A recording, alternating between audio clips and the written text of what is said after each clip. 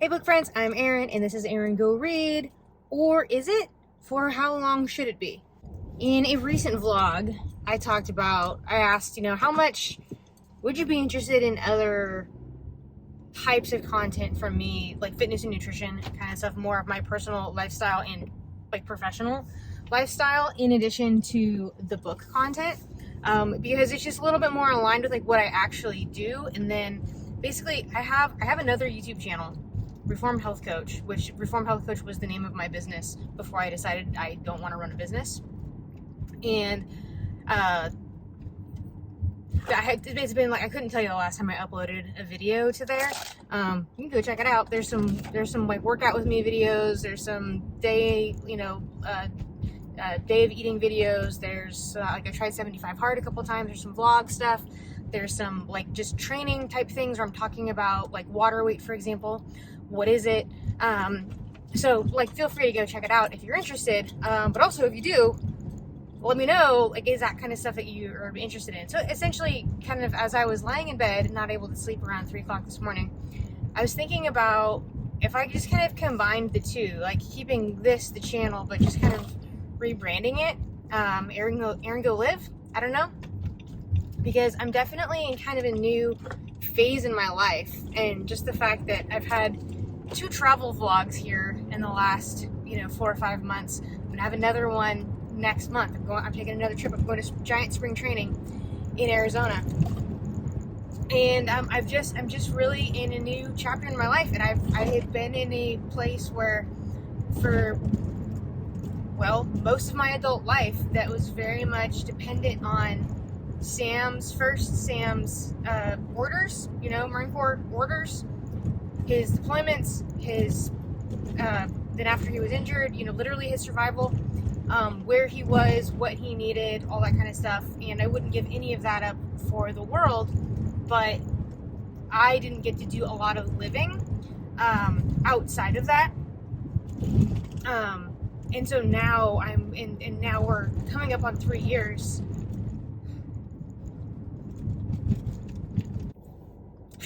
I didn't think I was gonna get emotional. And I feel like I'm finally starting to live, and not just be numb and grieving and just like existing, just surviving. It's really been since kind of that epiphany that I had at the end of December, that it's like at the fear of sounding just like hokey or woo woo, or I don't know, I feel like reborn, and like I have a new I've leveled up. I'm operating on like higher vibrations, if that makes any sense. And I think this last few months has really kind of reflected that, and I want to continue doing that and get to document it with the people, kind of like my community, the people that are interested in books is going to be part of that, whether it's nonfiction books, fiction books, whatever. But a big part of my life, as I pull up to the gym here to do my workout before I train some other people, fitness and nutrition is a big part of that. And I feel like I'm in a position that I can help people, inspire people, give you information that will be helpful to you living, I don't want to say live your best life, just helping to live your life in a way that is, healthy, aligned with your goals, whatever, maybe educating you on information that, you didn't know about, or there's so much misinformation out there. And, I'm not trying to sell anybody anything, and I just want to share my knowledge, my experience. So, maybe, I don't know, maybe this is the start of something else. If you have any ideas for Erin Go Live, right now is just like the easy like pivot that I was thinking of last night. Erin Go Read, for if you hadn't figured it out, was a take on Erin Go Bra. But it could be something completely different. I don't know. So if you have any suggestions, love to hear about it. But basically the take would be kind of what I have been doing, continue talking about books, but also, travel, adventure, nutrition, fitness, just my personal life. Maybe more lifestyle with books. I don't know. That's kind of spitballing, but let me know your thoughts on this. I don't even know if this is gonna make a video. Maybe I'm just talking to my camera for the fun of it. But I'm gonna go inside and hit my workout before I go train some other people. I didn't plan the morning very well. I was editing the last vlog, and so I'm not going to be able to get my whole workout in before I train other people. So I'm going to do like half of my workout, train somebody else, then do the other half of my workout. So yeah, that's what we're doing. That's where we are. It's a great day for a great day, all day. We did it. So how do you play on this game? I think there's a few different ways we could play. Okay. I found Anna. Okay, can you match them? Yes. Match. Good job. So they go to the same game as it. So we gotta find, and then we gotta find the one on these. I don't think there are any fins. Why are you looking on your phone? I was just taking a video of you. Can I see it? There, you want to say hi to our friends? No, I want to see to the video. I'm taking the video. Hi. We're just playing a Frozen game that we used to play, that I used to play with Big Sister. Do you want us to show you guys? Can you find a card that you really like and you can show? Ooh. I like Frozen. Who's your favorite Frozen character? Frozen. But what character from Frozen do you like? Elsa. Yeah. I like the purple one. Yeah. All right. You want to learn how to play some of these games? Yeah. Okay. Do you want to see? Why are you talking like a baby? Because I like to. Okay. Let's show.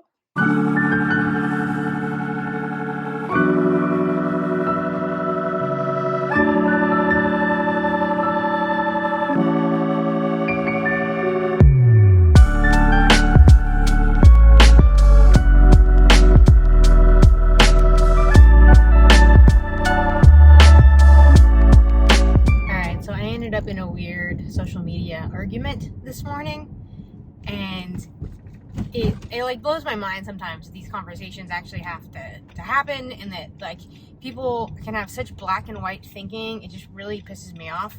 So I was replying to a comment of somebody else on like a big health influencers post. It is health influencers essentially selling something, you know. Comment blank below if you want access to whatever, right? And he was talking about essentially Whole Foods and the quality of foods. It was kind of like the gist of what he was talking about. And then this person commented, make sure you get your meat and dairy from like local, organic, grass-fed, pasture-raised sources, or something to that effect. And I commented, #privilege. Not everyone has that. Not everyone has that option, or something like that. And I got a bunch of backlash of people. At one point, someone was telling me that I was elitist for not informing people who don't have as much money. So, first of all, I never said not to give information. I said I take issue with words like make sure, meaning that this is the right way, that there is one right way to do this. Make sure, avoid, must. Those types of words are very black and white, giving instruction, not giving, or giving instruction for making demand, not providing information. So a way to provide information would be like, hey, just so you know, if you can get organic, grass-fed, pasture-raised, locally sourced products, you are going to have a greater nutrient profile.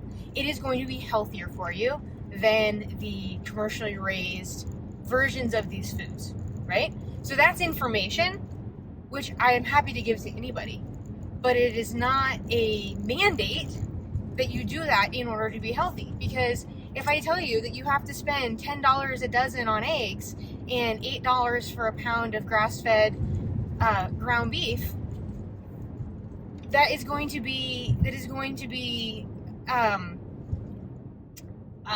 exclude a large portion of the population who has to live on a budget. And it is elitist to think that everybody can do that. Or another person commented like, oh, I see these same people complaining about money, buying Gatorade, whatever, you know, and spending money on things that they shouldn't. Yeah, some people do that. But there are a lot of people who legitimately want to live a healthy lifestyle that can get scared away and just say screw it because they see influencers or people, just these hard-nosed, black and white thinking people who think that you have to go balls to the wall, everything, you know, everything organic, pasture-raised, grass-fed, grass-finished, all of these things. That's not the case.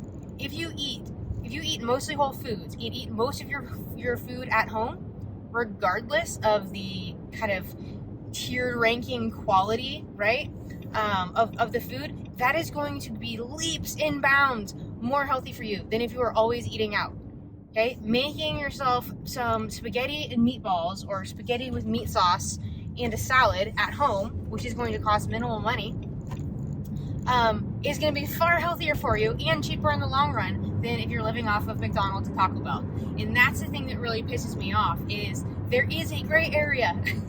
You could even buy some things grass-fed, some things organic, but mostly not, right? You can look up the Dirty Dozen and the Dirty Dozen and the Clean 15, I think it is.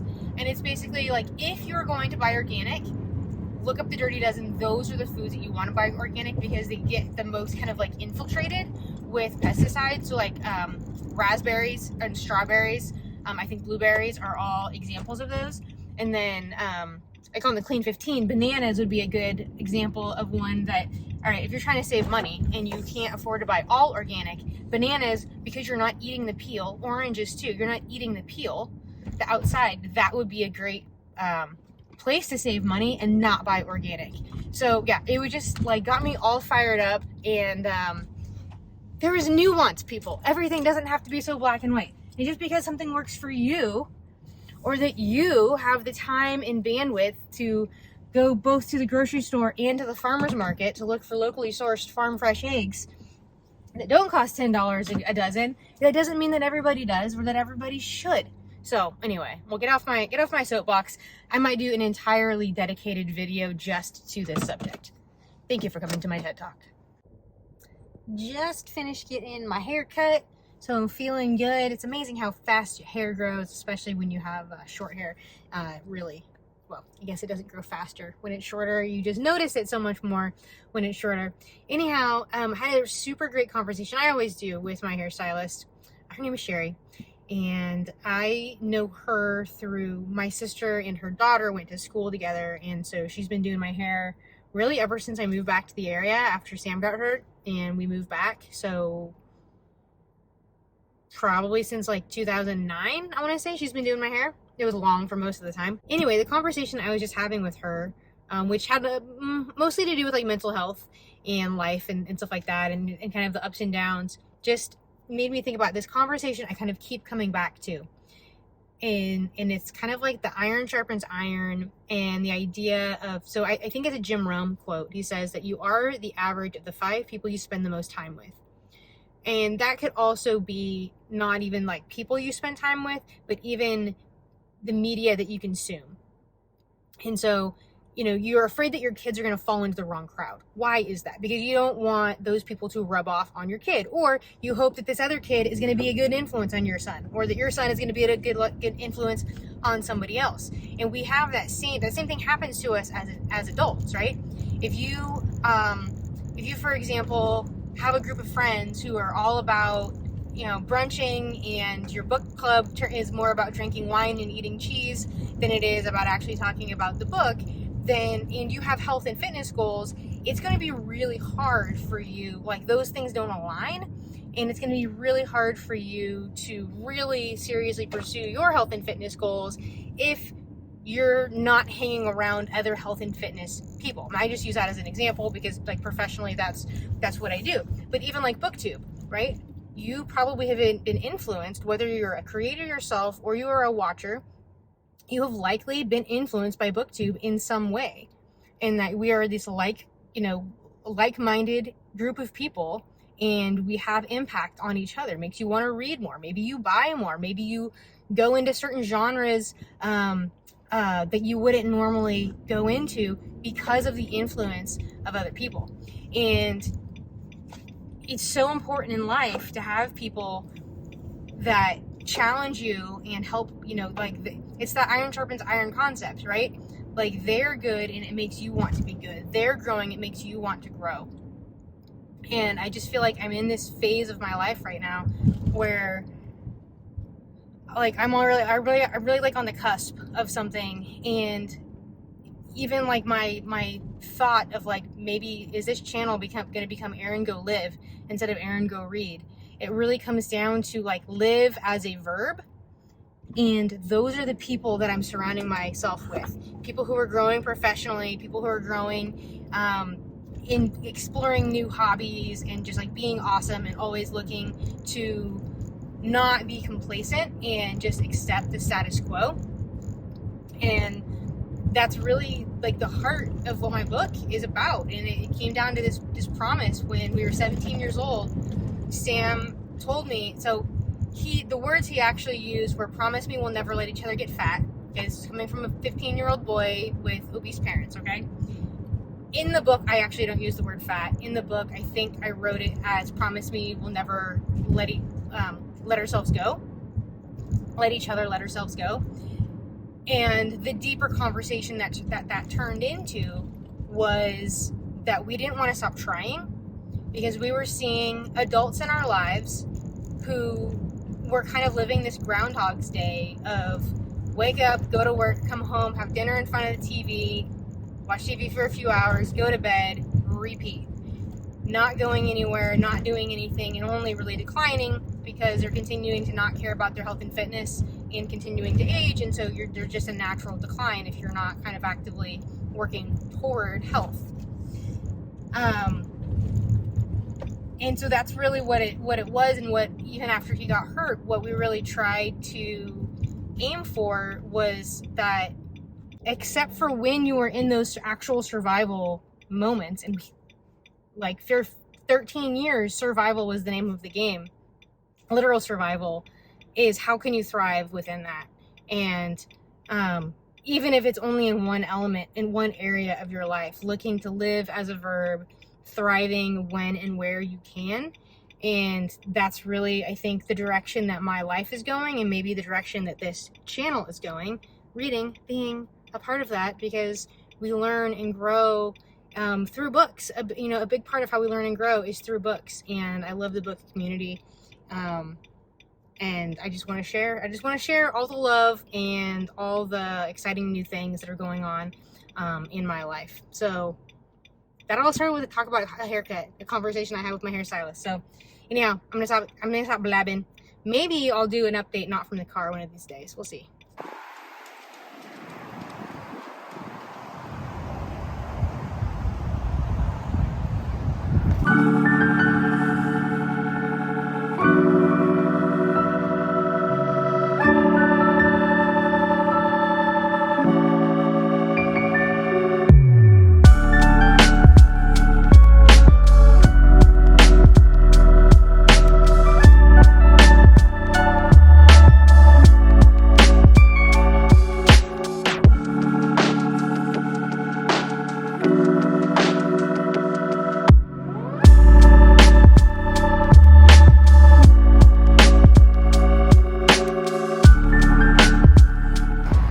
Finished a session at the climbing gym, specifically working on boulders where it's short walls, so there's no harnesses. You just kind of climb up and jump down. And there's these two little boys. There's like this youth class thing that they have, and I think it's actually like homeschool kids. And there's these two brothers. I want to say they're probably like 8 and 10, 8 and 11, something like that.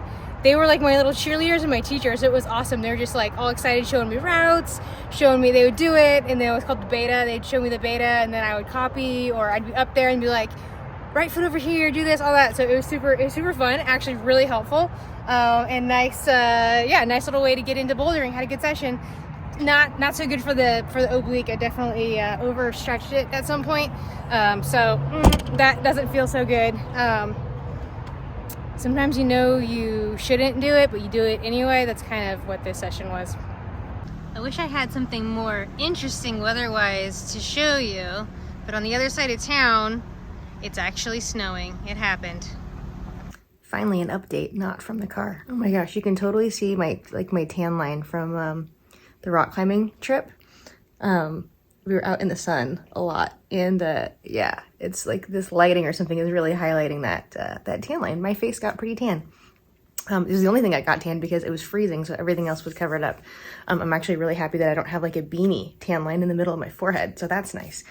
But anyway, I'm gonna wrap up this vlog, and it's what is it? It's Saturday morning. Maybe I'll start a new vlog today. It's Saturday morning, and I have to go to work in about an hour. And so I'm actually going to get into Middlemarch. If you saw in the last vlog, I was attempting to listen to it on audiobook, and it just wasn't working. It wasn't like sticking in my brain. And so I'm going to try to get back to it in the physical form. Also, this just made me think, do you match your bookmark to your books when you can? Because I definitely do. It's gotta match. It's gotta coordinate. If you made it through all of this like hodgepodge of a mostly chats in the car, got something in my eye, you know, drop me your favorite emoji below. I would love to know, like, did you actually make it through this? So anyway, thank you for watching. See you around the tubes.